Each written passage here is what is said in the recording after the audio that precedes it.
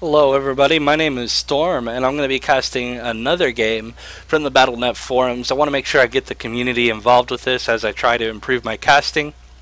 So that way everyone gets involved and has a little bit of fun and gets their name known if I ever get popular, which I highly doubt, but you know. So yeah, I'm just giving a little bit of time for the gray screen to go away, and I think we should be good now to go ahead and start this game off between BlackDeath, the red Terran at the 7 o'clock position. It's actually the same map. And between RedThor, the blue Protoss player.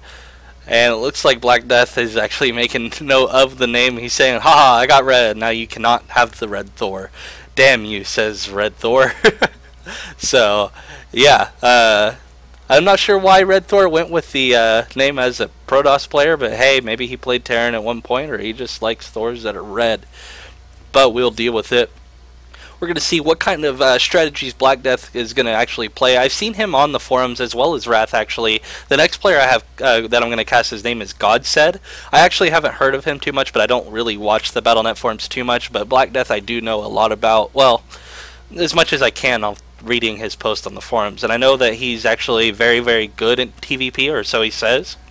So maybe some Terrans can learn from him, because he's always saying, because there's a lot of Protoss Imba threads and a lot of Zerg Imba threads, and he's like, Terran's fine, this is how you do it, and he shows replays. So I'm very happy that he could give me a replay that I can cast to help improve my casting, as well as get his name known a little bit, if that ever happens, or if, you know, some guy was like, hey, I see this BlackDeath guy, he's pretty good.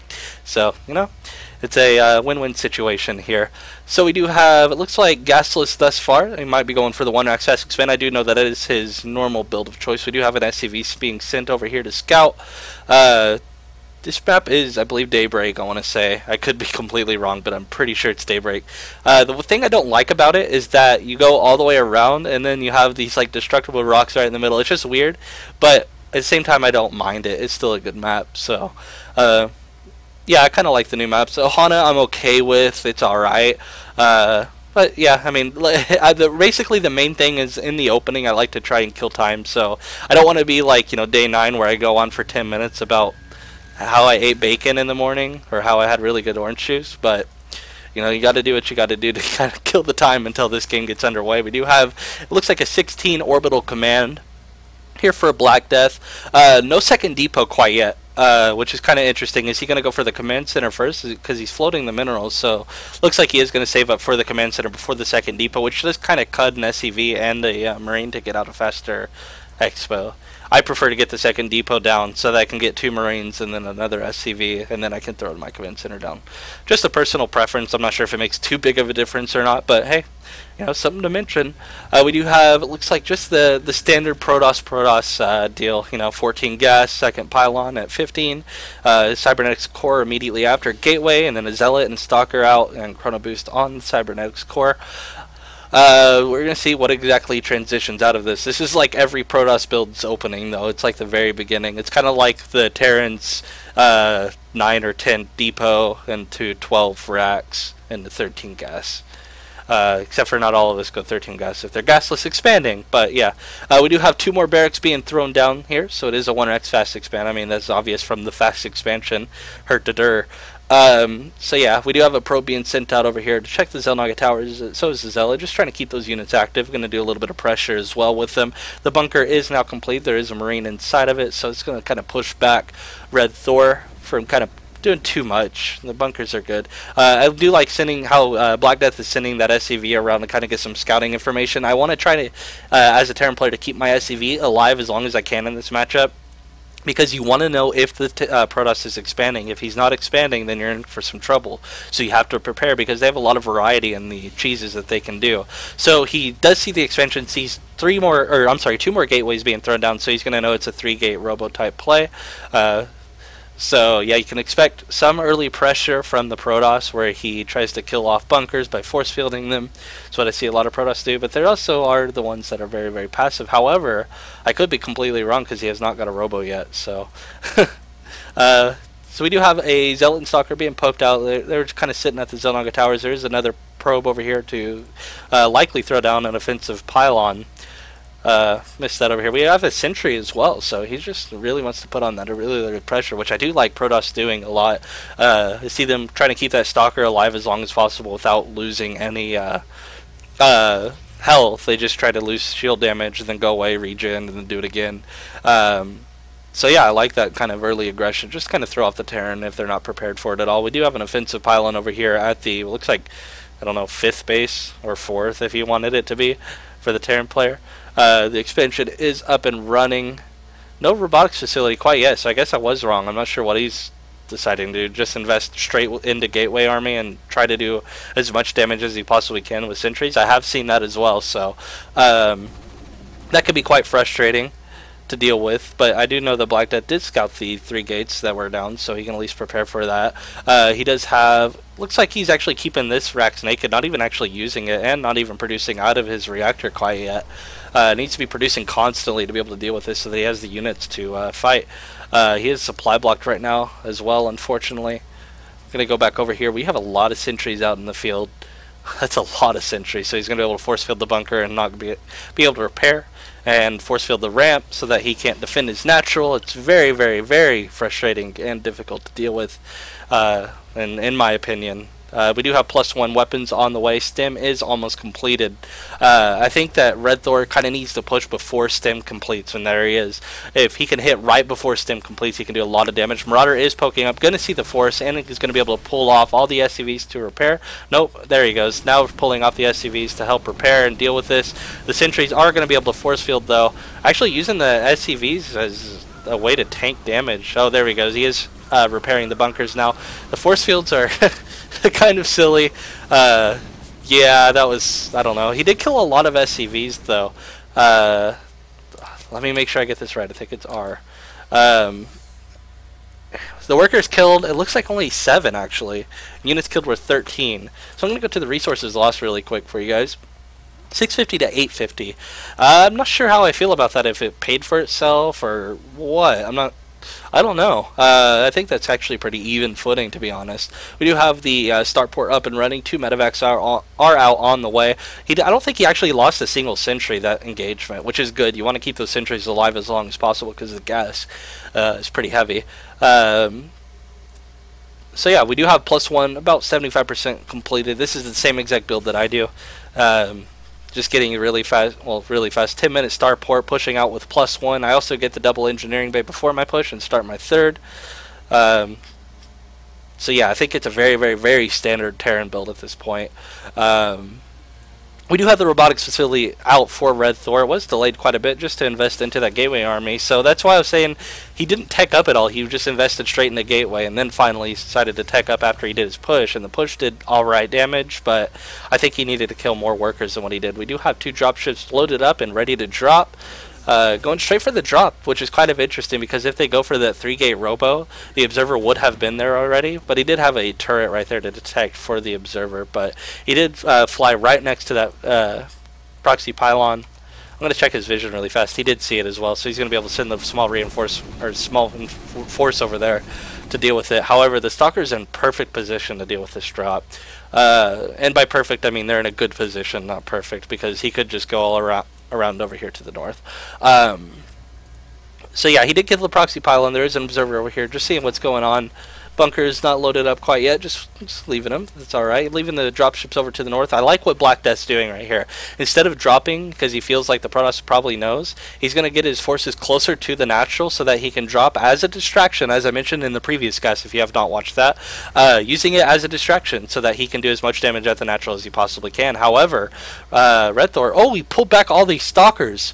Oh, the Stalkers are out of position right now, so if he drops, he can get a lot of probe kills here. I'm going to focus my attention on, oh, I can't focus on the attention. I want to get both. Is Stim done? Yeah, it's done. So he has the dropship, but he's not actually attacking with it. Now there's the Stim killing a zealot off, getting a few probe kills here. Needs to start killing off some probes, but no. Now he's gonna focus the forge. If he gets that forge, it could be huge. He needs to get that forge, killing a lot of Stalkers. The Colossi are out. I think he needs to either pick up and leave or get the tech that he can. Oh, he's actually killing some sentries, but the forge is going to be able to survive. We have the factory over here, sitting over here just for some scouting information. Vikings already out. Wow, cool. He already started Viking production. I'm not sure if he just knew that he was going to go Colossi, or if he just metagamed, or how he decided to do that. I'm not sure, but I will accept it. Because that's something I need to work on personally, is trying to figure out when to get Vikings, because I always wait until I see the Colossi, but he already had it out in preparation. So probably watch this replay again. We'll see.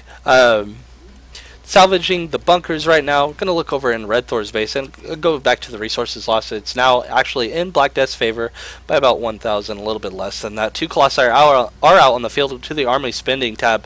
Technology and well, actually the Army's lower than BlackDeath's, but the tech is heavier and the economy is better for RedThor. So yeah, this is kind of difficult to deal with whenever you have zealots with stalkers and Colossi on the field, but normally I see a lot of Protoss going for that early charge, so if he got charge, this could be even more devastating. Very, very difficult for BlackDeath to deal with. Trying to keep that factory up and running so he can get some more scouting information, and a probe being, or I'm sorry, that's an observer over here to scout, see what he can. He does know that the Vikings are out in the field, and looked like he was about to push, but decided against it. There's the third base up and running for BlackDeath. Going to go quickly into RedThor's vision. Does not know about that third base. He's just going to push towards it anyways, assuming that is up and running. So looking at the upgrades here, we have Ghosts on the way as well. We have the Mobius Reactor. I guess Ghosts aren't on the way, but he is getting the upgrades, and he has the tech for Ghosts. It looks like there was a Zealot at the Zelnaga Tower, but it was greeted by Marines, and the Marines now know about the Colossi making a push, so now BlackDeath can get prepared and split and all ready for this engagement here. If RedThor pushes up this ramp, it could be very, very devastating for him. He does not need to do that. Oh, but getting a few little units. Now going to push up, but BlackDeath actually deciding not to engage. There he goes. Now deciding to engage that. The Vikings are killing off the Colossi. One Colossi going down, trying to split his army up as best as he can, but Force Field's not allowing him to do that. The Vikings trying to do what they can, but the Colossus are 1-1. So, yeah, I'm not sure how this engagement is going to go down. There is a lot. Well, I'm not sure the biological units are going down. There is a good Guardian Shield. All the Colossi go down.